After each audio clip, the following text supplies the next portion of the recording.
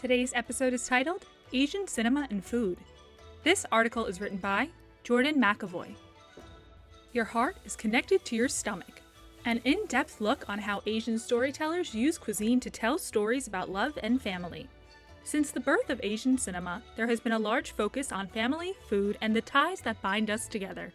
As cinematographers, writers, and directors like Bong Joon-Ho and Lulu Wang make a triumphant rise in Hollywood and American-dominated cinema, they bring with them the poetic nature of food symbolism that is foreign to many households. Food, the preparation and consumption of it, can translate the mood of the scene, a blossoming storyline or character arc, and reveal deeper messages and themes within the film.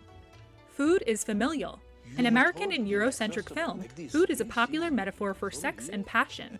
This was based in French cultures, where the sharing of food is an intimate act between two lovers, a symbol of their great love for one another, and it now dominates the popular portrayals of food on screen. However, for Asian cinema, food is about the act of sharing itself, of coming together and making a meal as a group, sitting down to eat with one another, letting the sound of chewing and plates against a table comfortably fill the moments of silence. Lulu Wang, writer and director of the feature film The Farewell, explains this as, "In my family, and especially when I go back to China, it's always like, prepare your stomach, because it's the way that they express love. It would be insulting to not eat the food."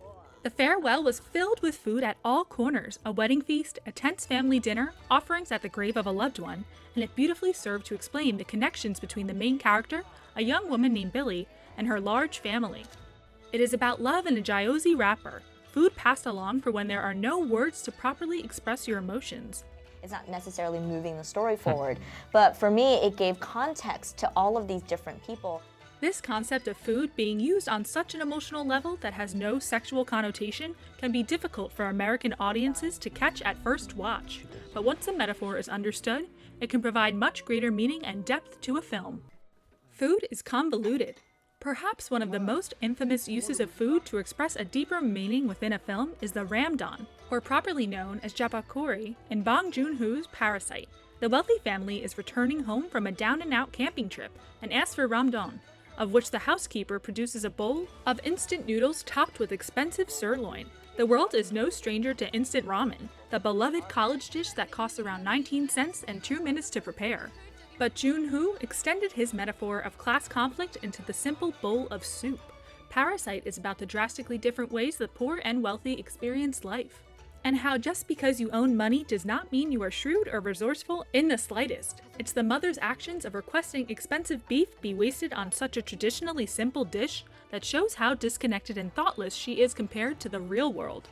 실제로 냄새도 났고, 미술 감독님 정말 최고다라는 생각도 들었고. Food is a popular vessel for metaphor because of how versatile it can be. A hot bowl of soup on a rainy night can indicate comfort, but a leftover, forgotten bowl of now cold soup on that same night can mean something entirely different. Another film that reveals a character's inner conflict and emotion through the food she prepares is To All the Boys I've Loved Before, directed by Susan Johnson. Lara Jean Song-Covey is the quirky and lovable narrator of our dreams, but she spends the length of her movies constantly trying to make her own choices while appeasing the people around her.